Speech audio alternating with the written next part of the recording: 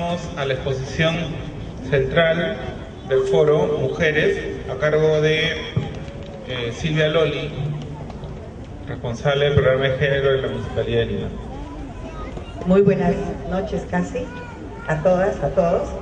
Me han hecho el encargo de hacer una exposición motivadora que pueda servir de base para los debates que van a tener ustedes en los talleres luego y que van a servir para aportar a este reto tan importante de contar con un plan de desarrollo concertado que haya recogido las necesidades, expectativas, propuestas de las personas que habitan esta ciudad y que somos hombres y somos mujeres y tenemos necesidades en muchos casos diferenciadas que requieren una atención específica. El siguiente, por favor. En general, en el pasado siempre se daba por cierto de que cuando uno planificaba para toda la población se iba a beneficiar de la misma manera a todo el mundo y no se diferenciaban los derechos específicos, las necesidades específicas, los problemas que tenían varones, los problemas que tenían mujeres, niños y por generaciones. Pero lo que siempre ha sido evidente es que cuando se hace una planificación que no incorpore las necesidades específicas, por ejemplo, de las mujeres, en general las mujeres no participamos de la misma manera y no nos incorporamos de la misma manera en los procesos de desarrollo. Siguiente, por favor. Por eso es que es importante introducir la dimensión de género en la reflexión que se haga. Es decir, ¿qué pasa con los hombres frente a este problema? ¿Qué pasa con las mujeres? ¿Qué roles están jugando? ¿De qué manera se puede resolver? ¿De qué manera se interviene con uno u otra cosa para lograr que haya relaciones equitativas, democráticas y que el progreso nos incorpore a todos y a todas? Siguiente, por favor. Hay un conjunto de conceptos sobre los cuales no nos vamos a dedicar a profundidad el día de hoy, pero existe la igualdad, que es un derecho que tenemos consagrado en la Constitución hace muchísimos años, aunque la igualdad siempre ha sido una cosa un poco compleja en el Perú.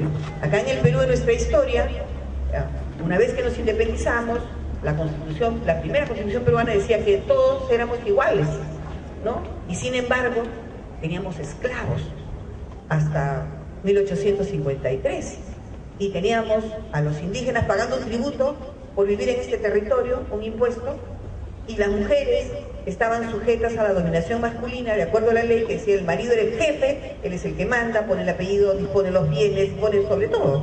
Entonces la igualdad es un proceso, ha ido llenándose de contenidos cada vez mayores y nuestras exigencias de las mujeres que han pasado por exigir igualdad en la oportunidad de ser similar, hasta exigir cada vez más una igualdad real en la realidad. No solamente queremos tener la oportunidad de ser iguales, sino queremos que se nos garantice que en efecto tendremos las mismas posibilidades y los mismos derechos garantizados. Siguiente, por favor. En general, cuando se hace planificación, se ve a las mujeres como sujeto pasivo. Entonces se dice, a ver, vamos a planificar, por ejemplo, cómo mejoramos la seguridad alimentaria. ¿Qué hacemos? ¿Qué le damos a las mujeres? ¿No? O ¿qué le decimos que ellas hagan para las otras mujeres y nos alivia un poco el problema?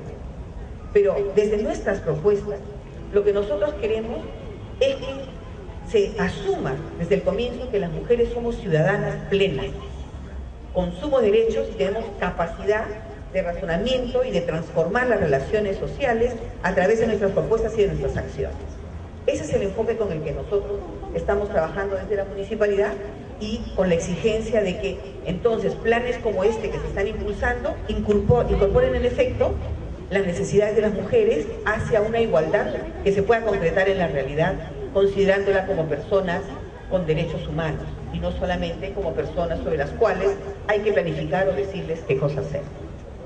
Siguiente, por favor. Fíjense que nosotros, cuando hacemos un análisis de la estadística nomás en nuestra ciudad, nos damos cuenta que a pesar de que hablamos mucho, a pesar de que hay cada vez más mujeres en el mundo público y en las noticias, en la realidad las diferencias y la exclusión sigue siendo todavía un problema muy serio. Y esto es algo que, como digo, tiene tradición. Una historiadora, María Emma Manarelli, dice pues que todo lo que tiene pasado tiene futuro. Lo que supone entonces que uno tiene que desarrollar una ruptura en la historia para cambiar las cosas. Y esta que es un espacio, que es un espacio de participación, nos va a permitir dar insumos para ese tipo de lectura. Porque las alianzas de las mujeres sí han sido muy frágiles a nivel de la historia. Los grandes pensadores, los grandes filósofos, miren lo que decían de las mujeres. Acá tenemos al señor Kant, Immanuel Kant, un filósofo muy importante que incluso dio origen al derecho moderno en sus reflexiones. Miren lo que decía. El ser humano tiene, decía, cualidades sublimes y también tiene cualidades bellas. ¿Cuáles son las cualidades sublimes?, decía este señor. La inteligencia, la veracidad, la honestidad, la rectitud, ¿no?, que son los que dan respeto, decía. ¿Y esas qué son? Esas son cualidades masculinas, decía. ¿Y las mujeres? ¿Qué tenían? Las mujeres son ingeniosas. Hasta ahora dicen, no te preocupes, de 5 soles y ella se va a ingeniar y van a comer todos en la casa. No, el cuento de que nos la ingeniamos. Después dicen, la astucia, no, ellas son bien zapas, no bien moscas, no van a, ¿no? Igual. O lo que dice la lisonja, ¿no? Tobona. Eso es lo que en buena cuenta decía que eran nuestras cualidades bellas. Y decían, claro, que esto lo que despierta, dice, no es respeto, despierta amor, decía. Y esas son cualidades femeninas. Bueno, esas ideas, que son pues de hace los siglos atrás, siguen viviendo hasta ahorita. Se trabaja y se maneja no solamente en las relaciones humanas, sino hasta en las relaciones políticas, ese tipo de discurso. Decirle, por favor. Mire lo que decía Hegel, que es un filósofo marxista, de izquierda, de avanzada, se supone. Dice que no. Mire lo que decía él. El Estado correría peligro si hubiera mujeres a la cabeza del gobierno. O sea, si había sustentar la alcaldía, se muere este señor. Porque dice, ellas no actúan según las exigencias universales, ¿no?, según las exigencias de todos, sino siguiendo inclinaciones contingentes, ¿no? Como dice ¿cómo se llama? Este cantante dice, la donna es móvil, ¿no? Vas por acá, depende de por dónde le da el viento, por ahí se va. Eso es lo que nos dice, ¿no? Cambiamos de opinión fácilmente, con interés de uno, con interés de otro. Esa idea de que las mujeres no tenemos capacidad para gobernar, porque no somos capaces de tener un pensamiento que permite incorporar a los demás y plantear ideas generales, esa es una idea que todavía existe. Y por eso hay acoso político contra las candidatas, contra las funcionarias, contra la mujer que sube, hay que ver incluso otras mujeres tratando de ver cómo la van. Entonces, las restricciones a la participación política de las mujeres se basan a veces hasta en ideas filosóficas, ¿no? Y se juntan, claro, con cosas hasta más personales, ¿no? Que dicen, oye, anda a tu casa. Un día yo estaba dando una charla y una señora se levantó, era las 10 de la noche, estaba en Villa María del Triunfo, y se levantó y me dijo, señorita, yo quiero hacer una pregunta, ¿usted sabe cocinar? Entonces, y estaba yo con un regidor de la municipalidad y todo, bueno, yo voy a asumir que es una pregunta para todos, espero que todas la puedan responder. Le dije, bueno, yo soy ya antigua, yo sé lavar, cocinar, planchar, bordar, tejer, todo, le digo, ¿no es cierto? Pero no sé si los señores, ¿no? Bueno, yo ayudo, o sea que él no sabe. Entonces, lo que también tiene capaz de preguntarle a todos los demás. ¿Por qué me va a preguntar a mí si yo sé cocinar? Y eso qué importa, ¿no es cierto? Entonces, si yo vengo a dar una opinión política, tenemos que hablar a ese nivel. El asunto es que nuestras tradiciones hacen que en general se desvalorice el rol que pueden jugar las mujeres en el liderazgo político, nosotras mismas a veces, pero también hay mucho ataque a lo que puede ser la participación de las mujeres y mucha restricción. Siguiente, por favor. También un otro asunto que me parece importante señalar es que un avance de fines del siglo pasado, recién de fines del siglo pasado, del año 93, de 1993, es considerar que los derechos de las mujeres también son derechos humanos. Antes se decían que eran derechos privados. Por lo tanto, la mujer no estaba muy protegida, porque tenía que negociar con la pareja, tenía que negociar con otros sus propios derechos.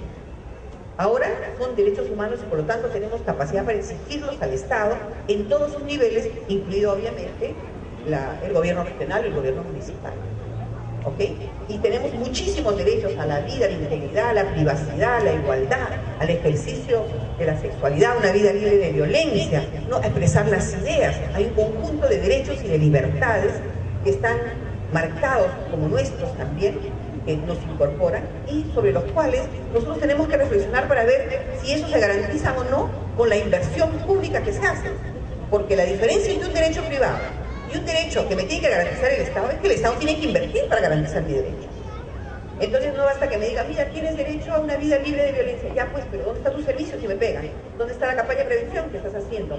¿Dónde está la inversión de tus funcionarios para que sean sensibles frente a eso? ¿No es cierto? El Estado debe garantizar. Igual se dice, bueno, embarazo adolescente, bueno, ¿dónde está tu inversión para prevenir? ¿Dónde está tu inversión para educar en sexualidad? Entonces, cada uno de los derechos tiene que ser garantizado y eso requiere una acción del Estado y una inversión. Las palabritas no cambian. El siguiente, por favor. Y fíjense que hay obligaciones legales, en este caso que hay desde la municipalidad, por ejemplo, de garantizar la igualdad de oportunidades entre mujeres y hombres. Hay una ley, que es la ley de gobiernos regionales, que dice que todos los gobiernos regionales tienen que alinear sus políticas con las políticas nacionales. Y a nivel nacional tenemos la ley de igualdad de oportunidades y recientemente, la semana pasada, ha salido aprobada la política de igualdad de género, ¿no?, del Estado central. Entonces nosotros tenemos responsabilidad de alinear a esa política y hacer que se vayan concretando en los niveles de responsabilidad la ejecución de las acciones que ahí se han previsto. Tenemos también la ley que dice que tenemos la obligación como gobierno regional y como gobierno local de aprobar políticas para la equidad y políticas contra la violencia. Siguiente, por favor. Veamos algunas cifras que vamos a ir incorporando a la reflexión. En primer lugar, el tema de la pobreza y las mujeres. Cuando se habla de pobreza siempre dice tanto porcentaje de pobres, pero los pobres tenemos rostros, tenemos sexo, tenemos edades.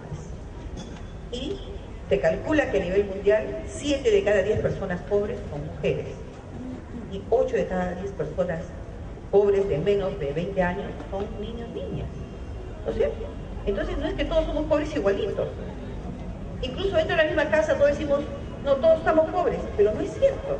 El que sale a trabajar no da un poquito para la casa y el resto él va y se come su menú completo y en la casa tiene que repartirse de un plato varias personas. Entonces se parte del supuesto de que todos estamos iguales cuando el suelo no siempre es parejo. ¿Okay? Miren lo que se dice. La jefatura del hogar femenino, o sea, la mujer jefa de hogar, la mujer que tiene que dirigir sola su casa, se ha incrementado. Ahora somos más mujeres que tenemos que asumir la responsabilidad del hogar solas. ¿Por qué? Por muchas razones. A veces somos madres solteras, pero a veces, y muy frecuentemente, el varón agarra, y uno es madre soltera porque él se quita, pues, ¿no?, de la responsabilidad. Acá en este país es muy fácil zafar. Deja la responsabilidad, se va, no es mío, no, hazme juicio si quieres, no te conozco, de quién habrás sido, con quién habrás estado, etcétera. O por último, empieza la responsabilidad, nace la criatura, no tengo plata, me voy, ¿no?, y se va. Entonces, hay mujeres viudas también, mujeres adultas mayores que quedan ellas solas porque las mujeres vivimos más años que los hombres, ¿no? No hay explicación para eso, pero en promedio vivimos mucho más. Entonces hay muchas mujeres adultas mayores solas. Y se dice que se está llegando cerca del 30%, tenemos 28.9% de mujeres jefas de hogar, ¿no? Y antes eran solamente el 23.9%, entonces hemos subido un porcentaje importante. Eso que supone que la carga de la pobreza, el trabajo, la responsabilidad cotidiana y todo cae sobre los hombros de una persona cuando debería ser una responsabilidad compartida. Y entonces, ¿qué es lo que se está haciendo para poder apoyar a que estas personas puedan desarrollar sus expectativas de vida? Porque uno, si tiene que cargar la carga de dos, no puede esforzarse suficientemente, no le queda el aliento ni el tiempo ni el recurso para poder invertir en sí misma y poder desarrollarse y avanzar con la familia en su conjunto. Entonces las posibilidades se reducen, ¿no? Entonces, allí hay que ver también qué tipo de estrategias se pueden hacer para enfrentar la pobreza con este enfoque, ¿no?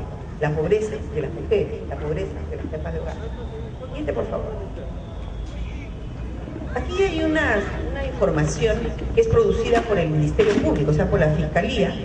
Esta es una data que ha sacado la Fiscalía en marzo de este año y hace un recuento de la cantidad de casos que se ha visto por distrito en Lima en los últimos 10 años en el tema de violencia familiar. Entonces hay un ranking, ¿no? Lo que está más oscuro es donde está el problema mayor.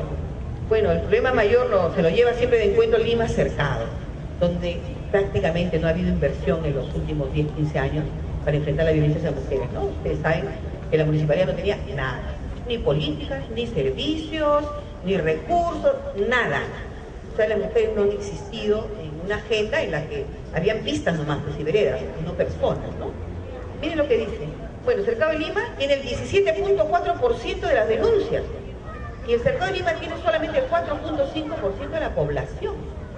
O sea, tenemos 4 veces más problemas de violencia familiar que cualquier otro distrito de Lima. Pero si vemos las zonas que corresponden al sector en el que estamos acá, por ejemplo, dice, a ver, Callao, San Juan, Comas, Ate. Ate tiene 4.5, ¿no? Los Olivos, Independencia, San Juan, Santa Anita, que ha tenido 23, 2.3, 6.000 y pico denuncias, el Agustino 6.600 y pico denuncias, ¿no?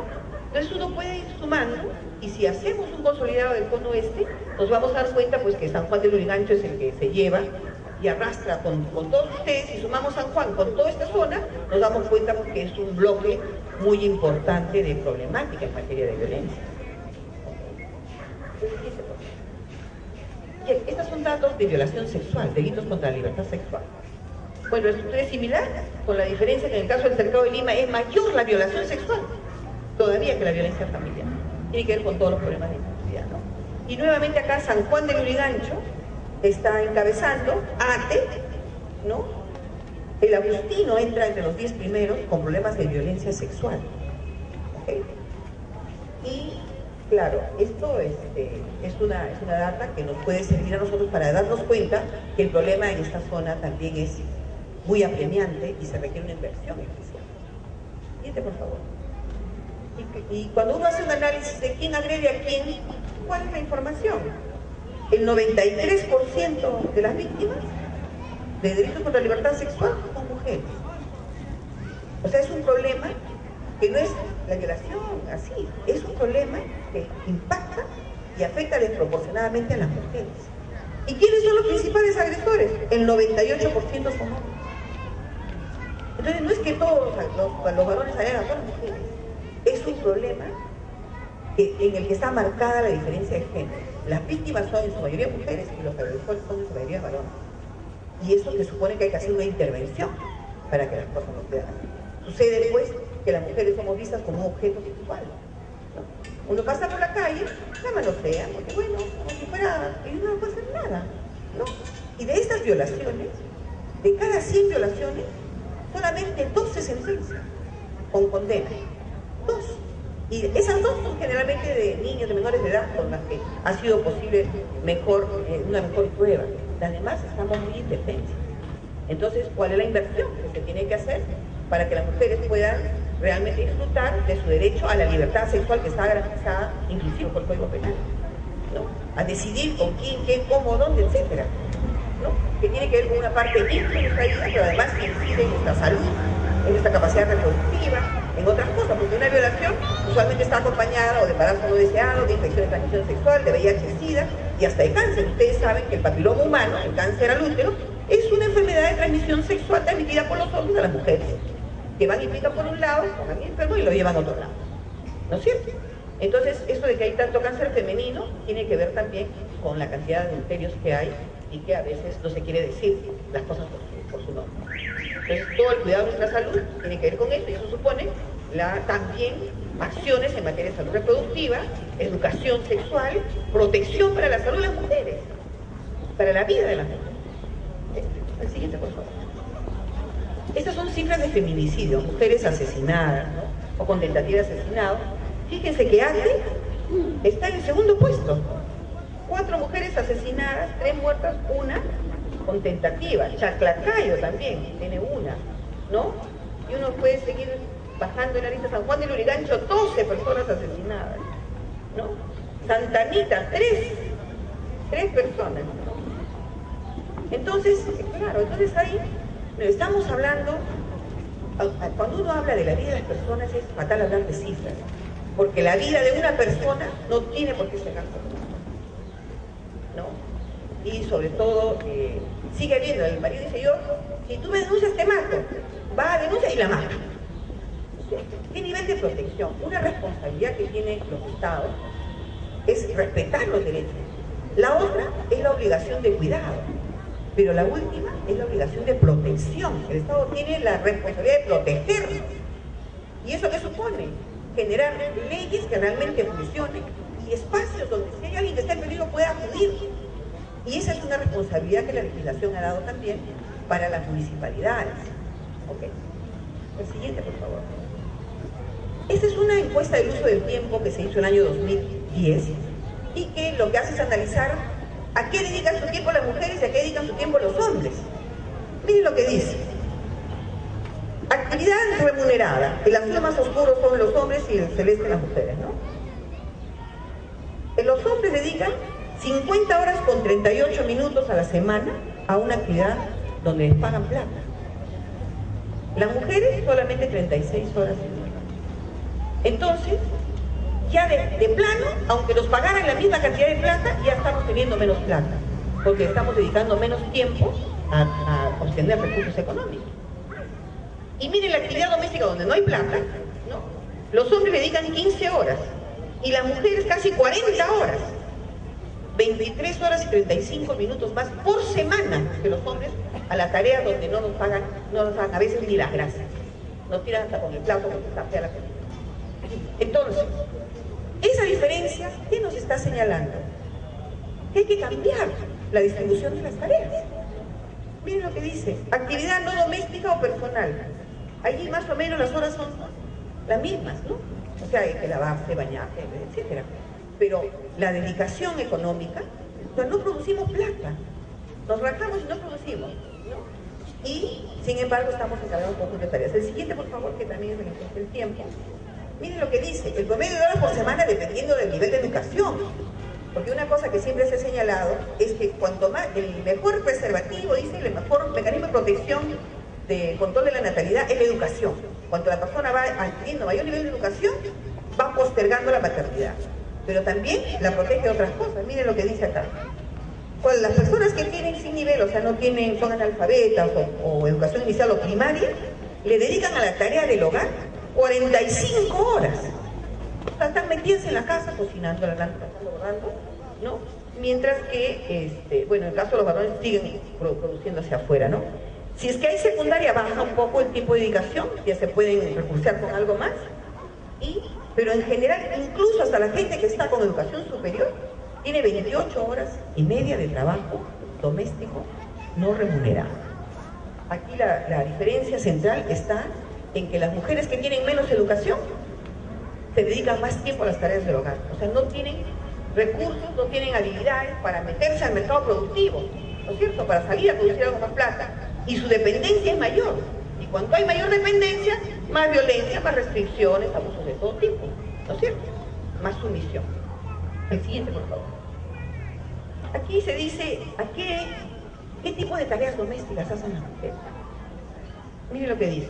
Cuidado de los miembros del hogar con dificultades físicas, mentales, enfermedades. O sea, somos las enfermeras del hogar. No. Le dedicamos, la línea azul es la de los hombres. Hay algunos hombres que también hacen cuidado. Pero las mujeres hacemos el doble y un poco más. Cuidamos, nosotros nos encargamos de cuidar a los enfermos, a los ancianos, a todos, ¿no? Cuidado, todas las tareas de cuidado. Luego la cocina, ¿no? Ahora han subido un poco más ellos porque ahora hay algunos que cocinan. Pero miren, la diferencia es de casi 10 horas. Nosotros le dedicamos 10 horas más a la semana que cualquier hombre a la actividad de cocina. O sea, ellos que hacen calienta su comida, tal vez. Nosotros hacemos todas las cosas. ¿No es cierto? Ahora dice, cuidado de bebés, niños. Las mujeres le dedican 6 horas y media más al cuidado. Al aseo de la vivienda, a la confección de la ropa. A todas esas tareas se dedican las mujeres. Ellos no, ¿no? En todas están mucho menos, varias horas menos. Y esas horas que no le dedican al hogar, le dedican a una tarea de recreación, ¿no? Se van de farro, los niños a jugar jueguito, no sé qué, a trabajar, y nosotros estamos ahí. Entonces, ¿qué diferencia en la calidad de vida? Porque cuando uno dice que tenemos derecho a la vida, tenemos el derecho a una vida plena, con todas las características. Que uno puede definirse, bueno, ahora quiero descansar. Bueno, ya, yo hoy día me tiro a la bartola, no voy a estar en la casa. A ver que alguien asuma la responsabilidad. Nadie asume. Las mujeres no tenemos tiempo libre. Entonces todo el disfrute del tiempo libre, el derecho a la recreación, que son factores importantes a nivel psicológico, para la autoestima, para poder potenciar nuestras relaciones, ¿no? El mejor recurso que tiene la persona son sus redes sociales, las amistades. Pero cuando uno le falta una platita, le presta a alguien, le ayuda a alguien. No se puede hacer eso si uno está metido dentro de la casa haciendo ese tipo de tareas. Ok, ni siquiera se puede. El siguiente, por favor. Aquí tenemos una encuesta que ha salido del INEI que dice el tipo de control, algún nivel de control que haya del marido a las mujeres, a las parejas. Miren lo que señala, ¿no?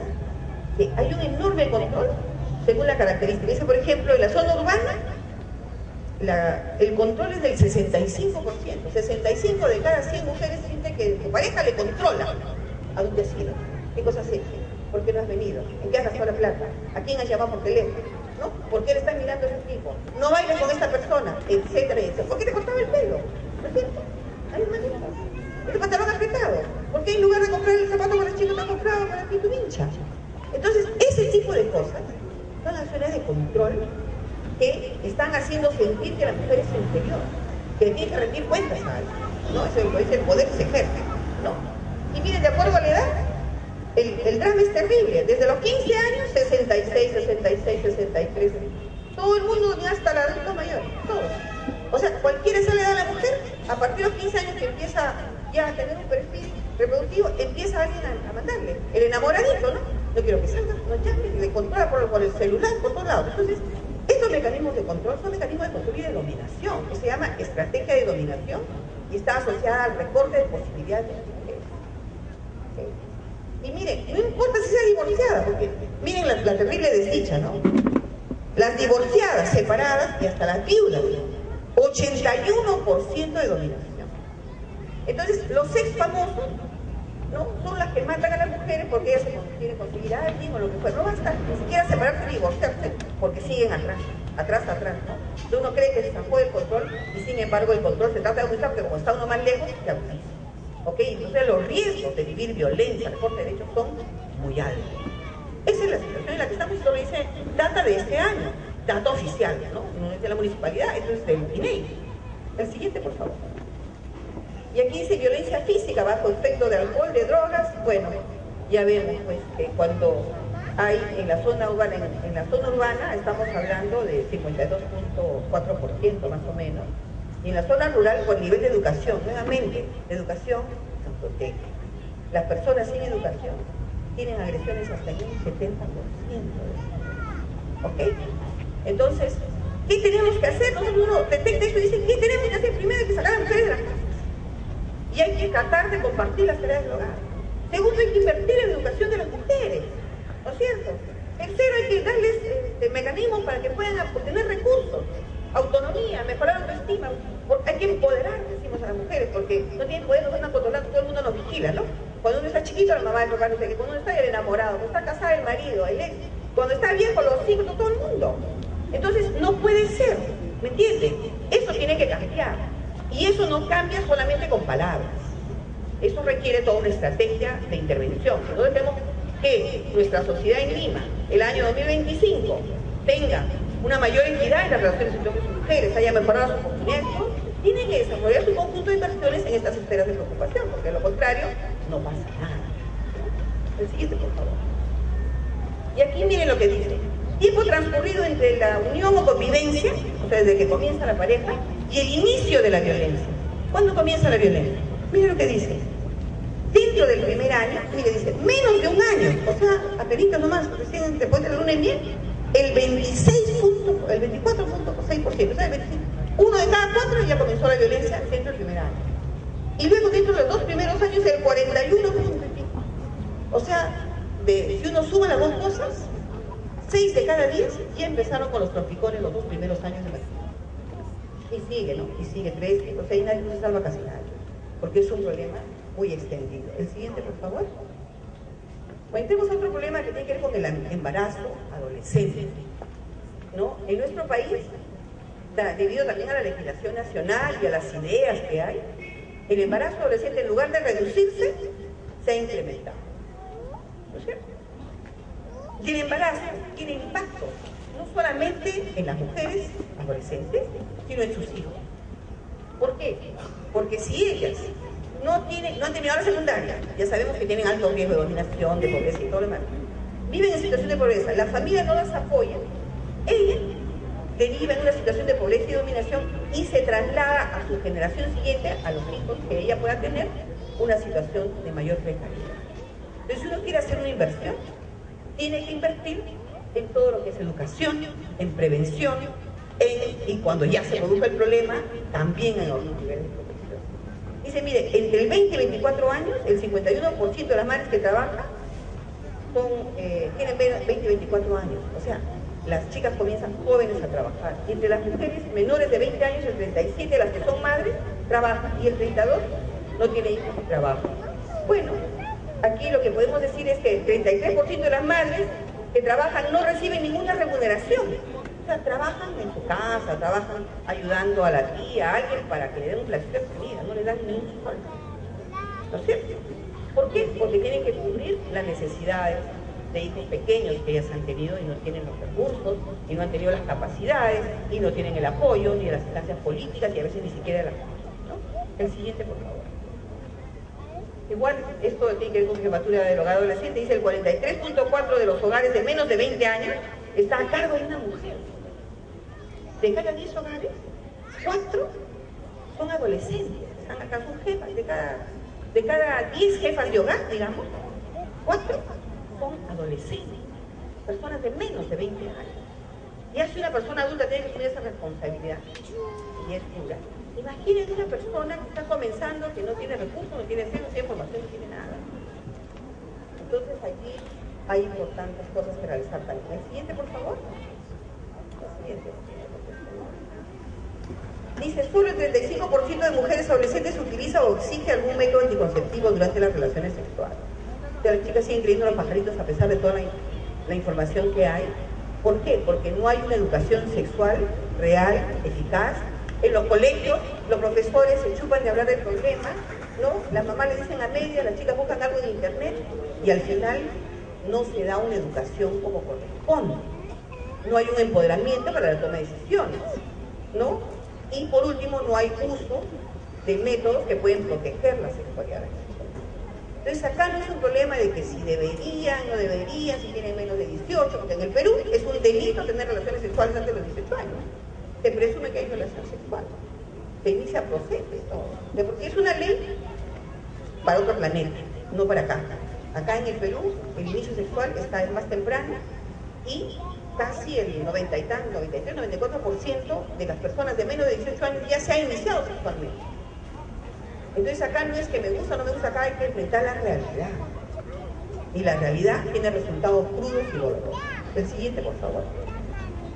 Bueno, esto de la esperanza de vida al nacer, que ya algo les había dicho, que cada vez más se ha ido incrementando la esperanza de vida, que ahora todos vivimos más tiempo, ¿no? Hasta el año 40, la edad promedio era 35 años. La gente moría muy joven. Ahora, miren, del 2010 al 2015 la esperanza de vida de los hombres es de 71.62 años, o sea, 71 años y medio. Y en el caso de las mujeres, 77 y medio años. Esa es una diferencia de la realidad. Las mujeres vivimos más. Hay muchas más mujeres adultos mayores. Por eso yo me molesto cuando dicen programa del adulto mayor. ¿Qué adulto? La mayor parte son mujeres. De personas adultas mayores, de mujeres adultas mayores, y hay que poner un enfoque de equidad de género ahí también. Porque cuando uno plantea acciones, sabemos que son las mujeres que no han tenido un trabajo permanente a lo largo de la vida, que no hay pensión, que no hay nada, y que quedan con un nivel de mucha fragilidad económica dependiendo de otras personas. Bueno, ¿y qué políticas, qué programas, qué acciones se están preveyendo? Y si todavía la esperanza va a ser mayor, las necesidades van a ser mayores. Siguiente, por favor, para ir cerrando. Miren, el ingreso promedio de un varón es 77.97. El año 2006 era 797 soles para los hombres, y para las mujeres era de 547 soles. O sea, ganamos 31% menos. Y luego un estudio último nos señala una cifra muy parecida, ¿no? O sea, ellos ganan como 40% más que nosotros, independientemente del tipo de tareas que realicen. O sea, no importa el rango profesional, generalmente el promedio nos gana en plata. Hacemos la misma tarea, pero ellos, los hombres, pagan más. ¿Ok? Esta es una idea y una valoración falsa de lo que ustedes pagan.